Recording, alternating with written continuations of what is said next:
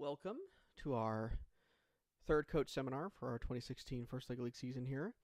I'm going to jump into some announcements for everyone, and then we will go from there. So in terms of where we're sitting as a region right now, we have approximately 114 teams participating. There's a couple that are still waiting to get their forms in and stuff. We should have about 19 to 20 teams at the central event, and all other events should be at full capacity. That will give us an advancement rate of around 52-53%. For those attending the central event, we are looking at potentially 9 or 10 advancing out of that qualifier this weekend. And you'll have to be rank 14 or 15 or higher in order to be eligible for consideration to advance. Those final numbers will be announced the morning, and we'll probably send out another email as we get closer. We're unsure of our team counts going into it at this point, so we will wait and see and announce it that morning based on the number of teams we expected to be there. In terms of First League Junior, we've got about 20 teams in the region right now. And for our First League Junior teams, Expo registration opens tomorrow through Team Connect. So that's exciting. We have 2 Expos for our First League Junior teams. One is going to be at the Buchanan qualifier on the 3rd. It's a small Expo. And then we'll have a Expo at our championship, which is currently on track. That should say as of today, not as of September 2nd on that slide. So as at the last coach seminar, I talked about some upgrades we were doing for Team Connect. Based on our scope and some things that landed on our plate unexpectedly, we decided to push all those upgrades out, which means all of our scheduling stuff will look the same as it did last year, the same type of documents. It won't be integrated into Team Connect except for practice table registration. We may get it in place for championship or other qualifiers this season. We're not sure yet, but it's not at a place where we want to put it live.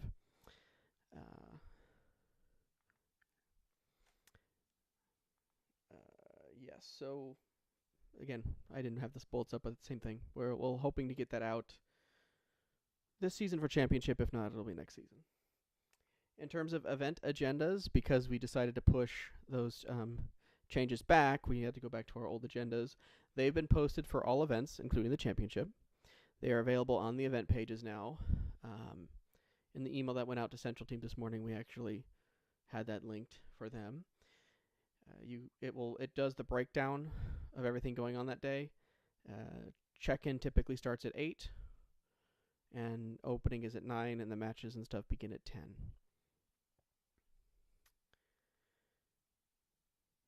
Team schedule should be available the Wednesday prior to qualifiers. With the sole exception of this week, it might get delayed a day depending on how our registrations are looking. I want to confirm my teams before I make a schedule for them all. And if we push team schedules, we'll also push the practice table signups as well. Practice table signups is on the event registration page in Team Connect for an individual team. You'll just click the process and you'll be able to pick 2 slots for your team to have officially on the 2 practice tables. That'll be an event, 2 or 3 practice tables. It will not check to see if you overlap with a slot on your schedule. So, which is why we want to release team schedules before we do practice tables stuff.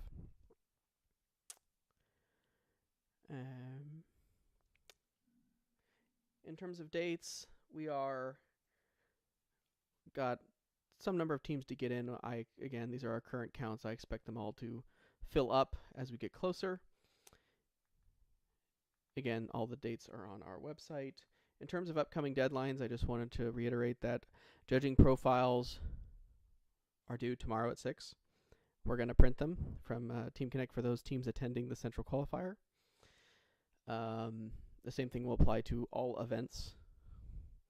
Be sure to get your judging profile in before Wednesday at 6. That's when I will pull them, print them, and then we'll start packing them for all the judges. Michael, can I ask a question? Yes. That's judging profiles for this event. There'll be other judging profiles for each upcoming event, right? So Or a team has is one. everything you listed? Every team has one judging profile, and we pull it at a Oh, wow. specific time. So if you have a um, but we only pull the judging and print the judging profiles for teams attending the upcoming event that weekend. So teams attending the Clovis North event on the December 17th can edit and work on their judging profile now, but we won't print it until, was that the 14th? Okay. Okay. So all judging profiles are due tomorrow. For the central event. Okay. No, thank you. That's what I wanted. All right. I'm okay now. Uh, yeah. So it's 3 days prior to whatever event you're attending. Okay. Thank you. No problem. And then practice table signups will open hopefully Wednesday night and will close in the morning. And you'll be able to sign up for additional slots at the event through PIT administration. Again, just putting these dates on the list here so that everyone is aware of them. Championship registration deadline will be the 22nd. You will know during closing ceremonies whether or not your team advances. We hand out the advancing certificates during closing ceremonies. The team that is selected as the judge's choice will not be notified until after the fact by the judge advisor. They'll either try to track the team down at the event, or we'll email our regional judge advisor will email them separately. Additionally, the 1 to 2 waitlist teams will be contacted after the event as well, letting them know they're on the waitlist. We have gone to waitlist teams in the past, which is why we still have that system. So it will be around December 22nd is when I'll start pulling from waitlist, unless I know earlier that a team won't be attending. And then for championship, we have all of the info freeze, and then the championship on the 28th at Alta Sierra. For those teams attending the championship, we are going to be looking at a potential way to allow online payments for that going forward. That probably won't get published until December, so even after this first event. But for teams that are interested in that, you can wait to see how the online payment stuff will work instead of having to mail a payment directly. Just wanted to remind everyone about volunteering at the other side of the table. We still have plenty of spots open at all of our events. This weekend is pretty set. But for all of our other events, everyone is welcome to come volunteer as a judge or wherever to learn the other side of the process. It's a great way to learn. We have training is now posted for all of the judging and referee roles. And that's all done through Team Connect, through the same thing, same application you guys have been using. Just click volunteer at the top and take it from there. For those of you who were following social media this morning, First did unveil the 2017 First Leg League Challenge, Hydrodynamics. So teams will be focusing on water. Registration for that opens in May, and we'll have our Global Challenge release in August. So we'll also be talking about this at our qualifying events going forward this season, but you can find out more information on our website as well regarding hydrodynamics. So let's talk about the challenge updates. I have a little short link here, gocvr.org/2016 FLL updates. There are currently 9 updates. One actually just got posted today. However, before we get into that one,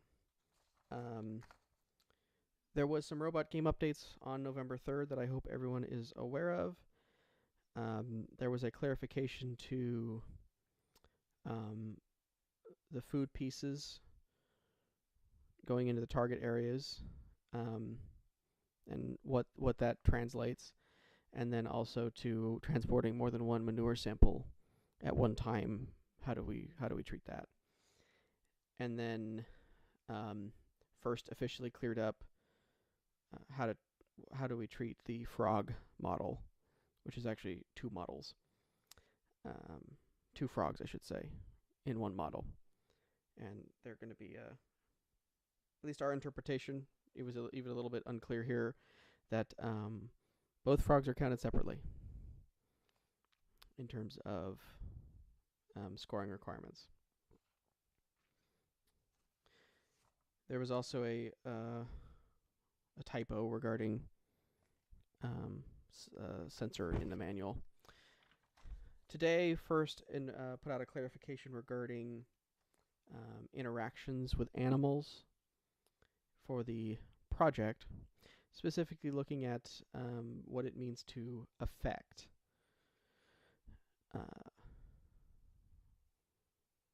The person must clearly affect the animal must clearly affect the person to be an appropriate interaction for animal allies.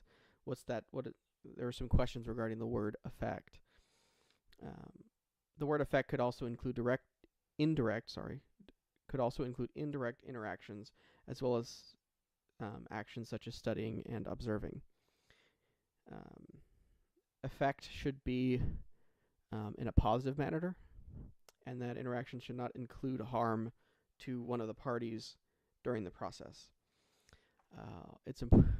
They're reiterating that this is to make everyone's lives better, animals, humans alike.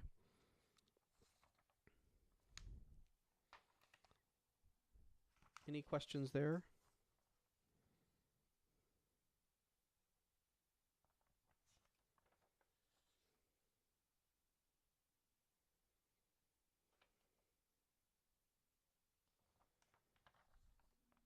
Okay.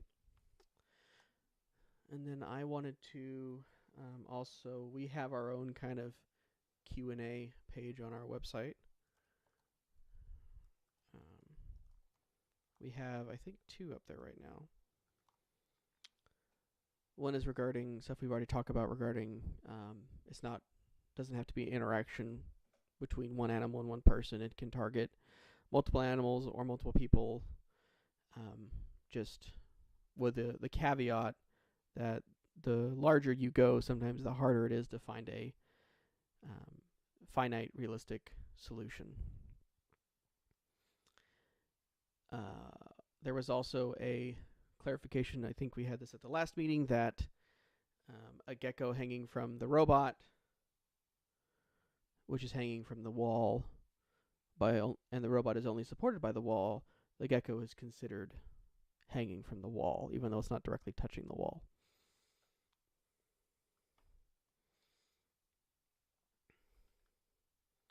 So feel free to also submit questions to us, and we'll put them up there.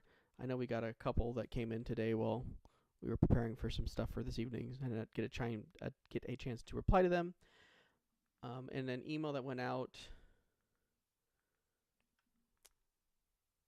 last week, we posted the robot game score sheet. Hopefully you guys can see it on the slide right now. But just wanted to reiterate that this is very important for everyone to read and have your team members that will be remaining at the table familiar with it when the referee goes over with them. Don't necessarily need to be familiar with all items on it, more specifically the items that your team is going to be attempting on the table, so that your team understands what things are circled and what they mean. Referees do not calculate scores on the table. It's all calculated by a computer, and the referees just circle the state of the field, and the computer figures out what the score is from there.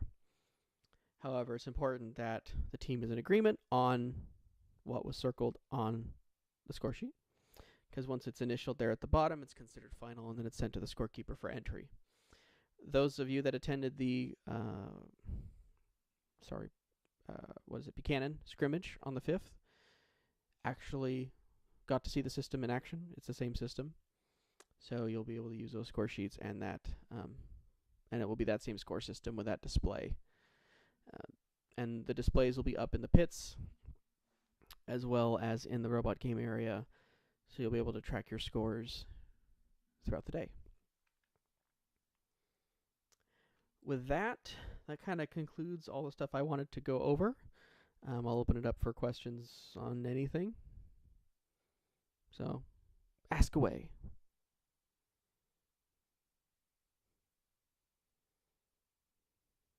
I have a question. I actually posted it when I had RSVP for the call.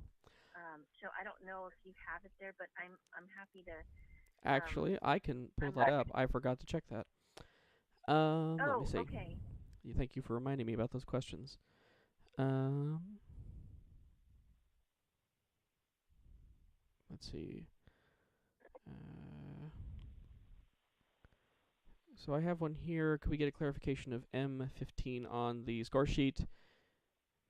It says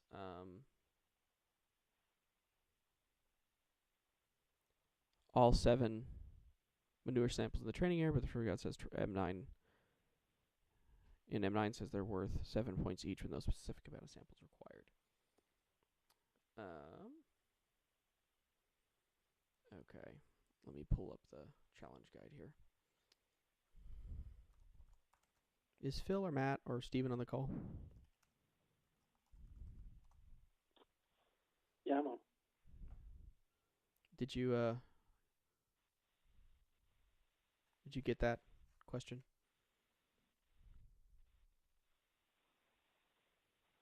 No, I didn't hear the question.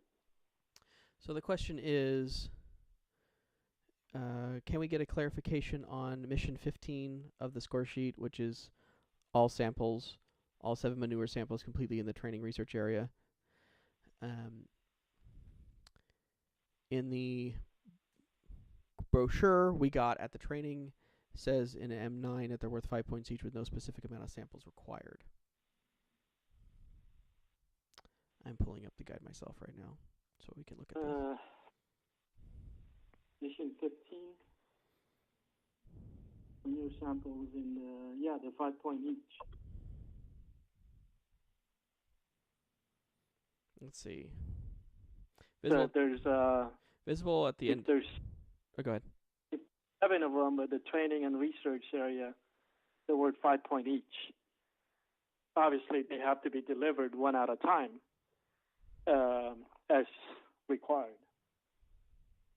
Hold on, let me. Right, but I guess the question is, according to the score sheet, we have to circle yes or no, but according to mission 9 on the challenge guide, they make a distinction. Oh, okay. So this is. They're each worth 5 points. So, we just wanted to clarify that. So this is mission 9. I'm sorry, I can't access the score sheet. I don't have the score sheet. I'll send it to you, Phil. But I see where the confusion is here. Mission 9 is actually the one that talks about them being 5 points each. Mission 15 is a separate mission that specifically looks at can you get them all in place without getting a penalty. It's a separate 5 points. So if you look in mission 9, the last bullet there, it says manure completely in training research area, none, or a fill in the box for 1 to 7. Okay, I see. So there's 2 opportunities to score with those manure samples then. Is that correct? Correct. So mission 9, you can do them anywhere in the denomination of 1 to 7, but mission 15 is all or nothing. Correct. Okay. Yeah, that's a bit of a confusing one there. Yes, thank you for bringing that up. Okay. Yeah. No, that's fine. We thought, well, maybe we're not understanding how this is written. So we just want to be able to communicate to the kids. Okay, so it's 2 separate scoring opportunities with the same manure samples. Correct. And I'm sorry, it actually has nothing to do with the penalties. The mission text in the guide is actually wrong. they have a challenge update for that. It says all 12. It should say all 7. Okay. So that, yeah, it's if you can get them all there, you basically your last one is worth 10 instead of 5. Okay. And I just had a question for the central qualifier that's happening this Saturday. Actually, it's 2 questions. In the pit area, how much room should we be planning for?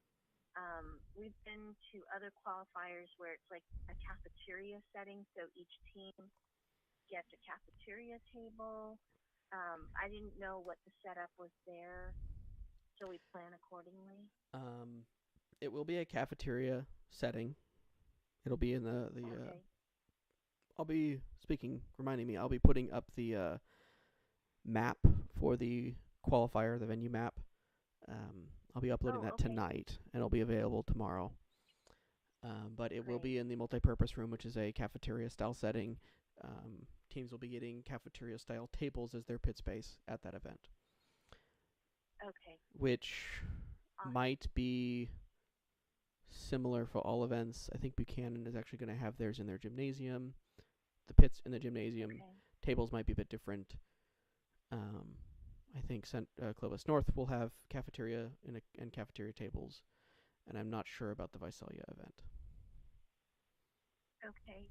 And for the presentation piece, will there be room in the where they're presenting for them to bring in an easel to hold poster board for their presentation, or should the team just plan on taking turns holding?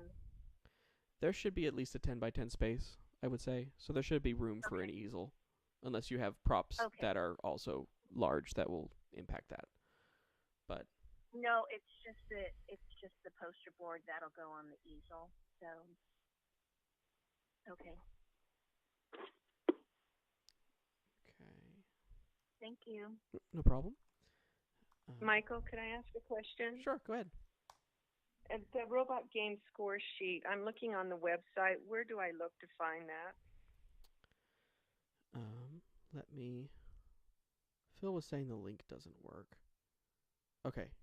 I just wanted to verify that got fixed. Okay. So if you go to the our challenge resources page, which is on our website under the resource library, which is also go under all resources. Yeah, if you look at the 2016 challenge materials and resources, it's under robot game. Okay. It's also accessible at gocvr.org/2016 FLL materials. But just the challenge materials, I'll find it in there, right? Yeah. If you look under robot game, that's on the right, and it says robot game score sheet. Okay, thank you. Mm-hmm.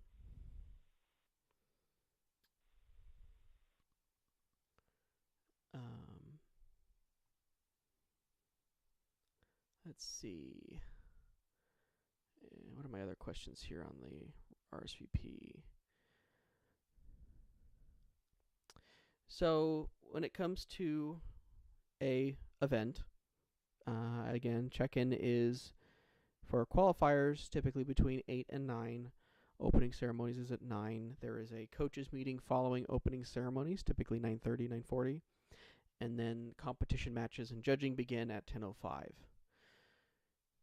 There's usually an hour and a half of official matches and judging, a lunch break, followed by more judging until we finish judging, and then robot game matches into the mid to late afternoon. In terms of the order of things for an individual team, they're randomly assigned unless a team emails me in advance with a pressing issue or a significant scheduling conflict, and we can try to work around it. But the only thing we can really work around is judging. If you see in the schedule, there are typically 3 to 4 judging blocks at an event, and they are a 45 to 50 minute period in which a team will go through all 3 of their judging sessions at once. It's I can move those around I can assign a team to one of those if there's a scheduling issue. But when a team is not in a judging block, they're doing robot game matches. And those are much harder for us to work around. We can pretty much only work around the judging side. So if you're in judging block 3, that's after lunch. You'll have robot game matches in the morning and maybe have one after your last judging block too. When you do go into judging, it's important you bring all of your materials for everything. So if you start with the core values judging, you want to make sure you bring your project and robot with you, because you only have about 5 minutes to switch to the next session. And it will be very important that you have all your things with you. In some cases, at some events, it'll be a bit of a walk. Not a long walk, but at least a minute or two walk to get back to the pits. And you don't want to be running around looking for your robots and stuff if you don't have it with you. When it comes to practice tables, our practice tables only have the dual-locked items on them. None of the free-floating models are on the table. As such, if you want to use the practice tables, you have to bring the free-floating models with you. What else do we have? I do recommend that at least one coach from every team attends the coach meeting in the morning, right after opening ceremonies. And we will announce the time and place of the coaches meeting at the end of opening ceremonies.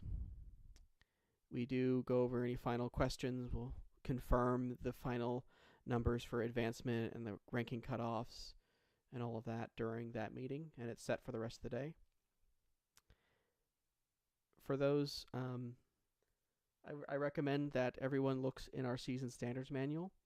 On one of the pages partway through the document, there is a checklist, a coach's checklist of everything to bring. So some reminders on stuff you'll need and whatnot.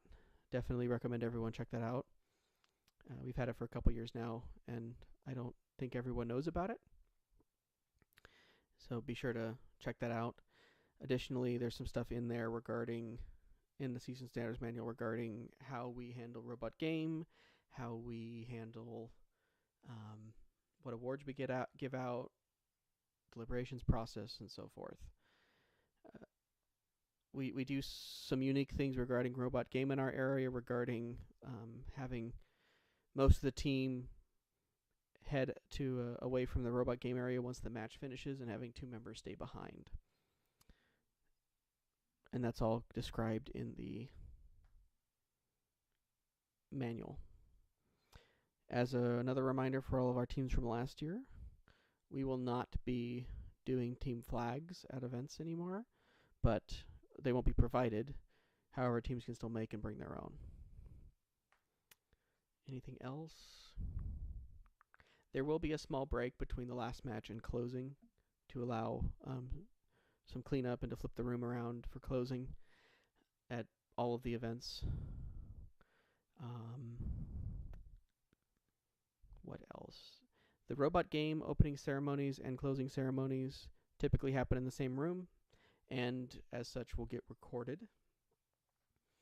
That we will have a camera over the table, and then for closing ceremonies we'll have a wide camera, and a camera on a tripod that will have someone manning, and so it'll all get recorded and uploaded later. In the case of some events, at Clovis Unified events, so the Buchanan and Clovis North ones, we know we're a go-ahead to actually live stream them. I should say we're at a partial go-ahead. We are just some final things to get through, and we should be expecting to live stream those. I do not expect to be able to live stream the Central one this weekend, and I have an unknown regarding live streaming at the Visalia event.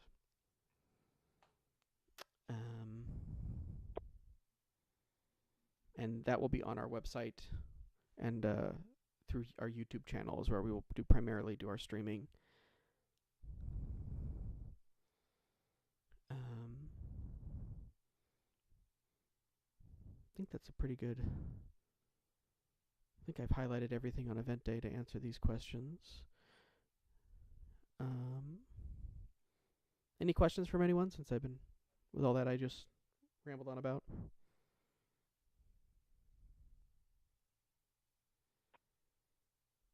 I just had a quick clarification on that robot game update with the frogs. So if you do switch the frog on the cooperative mission, would you then get double pairs of the frogs? Would that be? It does say each frog meeting scoring requirements will score. And I believe the text in that manual does say pairs of animals on a common field. So, Phil, would you agree that would be interpreted as 2 pairs on one field?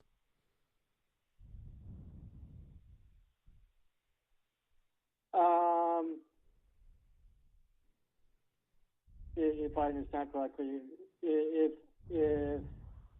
for yellow is on both sides, it'll count as 1 pair for each side. It's 2 different frogs. One's blue, one's yellow. Yes, there's 2 frogs on that model. Yeah. And so let's say if a team swaps, one team has the frog model on there and one team has the reindeer model on there and they swap it, does that interpretation means that that's technically 3 pairs of animals on 2 fields because the frog counts as 2? Well, if you look, I think it's still a little ambiguous, but it says that each frog meeting scoring requirements will score. So it's referring to each frog. Mm-hmm. So if you were able to accomplish the blue frog and then the yellow frog, then yeah, you have 3. Then you have 2 pairs. And you get 20 points per pair. So if you did that, you would have 60 points. Yes, that would be. I think we're saying the same thing, just a little bit differently, because the frog model is 2 on 1 model, so swapping it does move 2 over. I think that's the confusing part. Okay. I mean, that's how I would read it, and I think Phil's reading it the same way, which is they're separately. Yeah, as long as they're separate.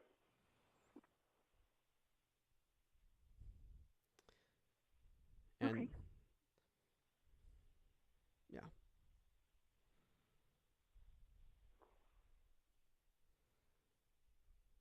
Any other questions from anyone regarding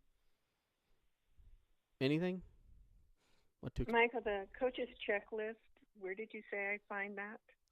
That is in the Season Standards Manual, which if you're on the resources page, there should be a link at the top to it.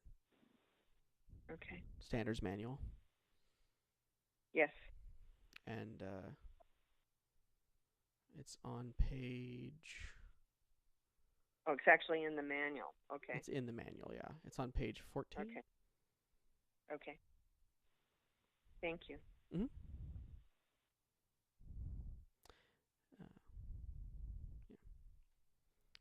I know the manual is a 30-some-odd page, 40-page document, but it does have a lot of stuff in there.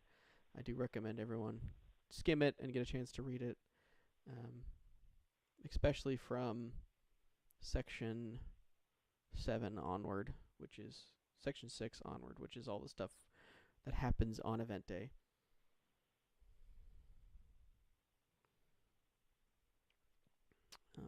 I may have misunderstood that you had said earlier. Is the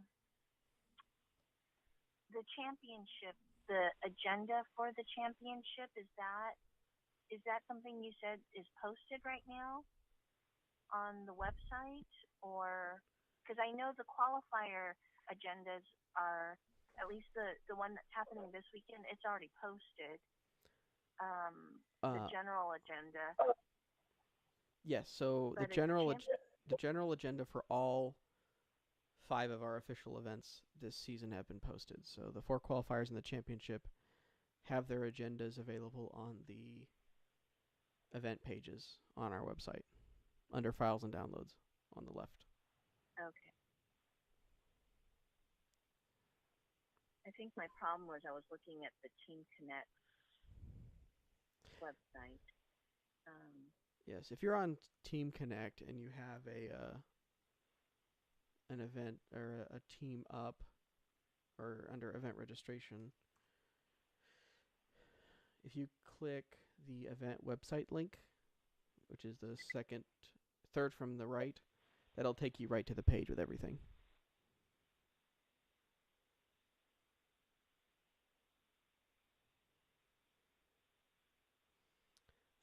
And then a button will appear for practice table sign up in that column that's blank right now. Let's see, looking through the seasons.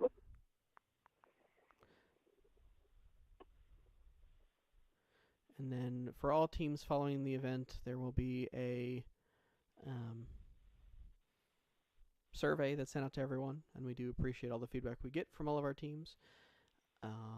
And then all of our teams that do advance to the next level, there is a required action. You'll have to sign up for the event in Team Connect. It's kind of the official way of confirming your registration to the championship that you'll accept the advancement nomination from the judges. And though the event will become visible the day after, typically Sunday afternoon, and you just have to go in and register for the championship, and that's just your way of confirming. And then I recommend doing that sooner rather than later once you know. Otherwise, you'll start getting emails from me.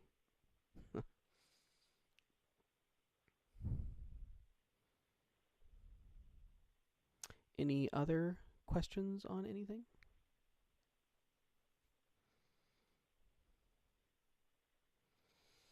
We have about 20 minutes left in the phone call, but we can end early if there's no other questions.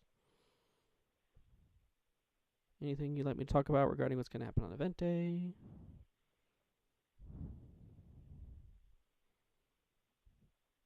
Going once? Going twice?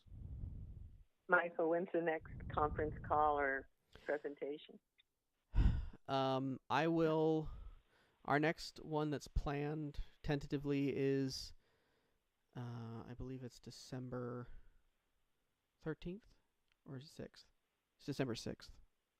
Let me make sure that's right on the website. Right before the Visalia competition, then? Yes, let me verify that the date in my calendar is the same date we posted.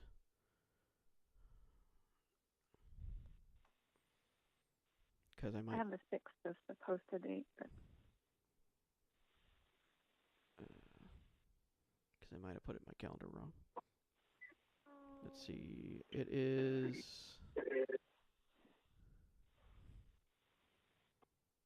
It's supposed to be December 6th. The website says the 6th and the 9th in two different places.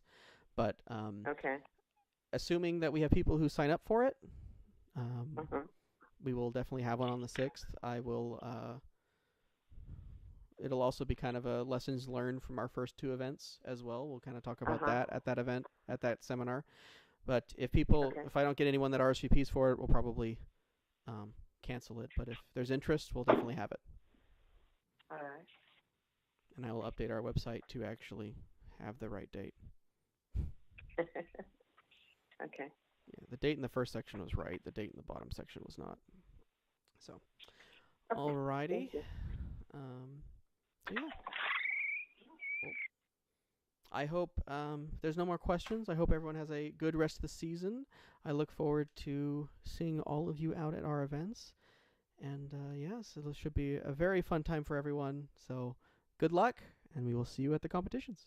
Thank you all for attending. Michael, sorry to jump in last minute. I had a quick question. If to sign up for volunteering for an event, is there a deadline of how early you need to do that before a specific event? Is it like, several weeks before or a week before, or it really depends on the event. If you want to, if you're 2 days prior and you're like, oh, I have time, I could do it. You could shoot us an email and we can let you know what the status is. It really depends on the event. I'm thinking I'll know a week in advance, but I'm hoping my schedule opens up. Yeah, a week in advance would be a good enough time. And then some events are more filled than others, and some will fill at different rates. So in some cases, we might have a spot open still 2 days prior, and we're still trying to fill it. Sometimes not. So it really depends on which event you're looking for. So you can just go ahead and shoot us an email, and we can sort that out depending on which event you're looking at and when you know that you have the availability. Okay, great. So cool. Alrighty. Any other questions? Last minute? Last chance?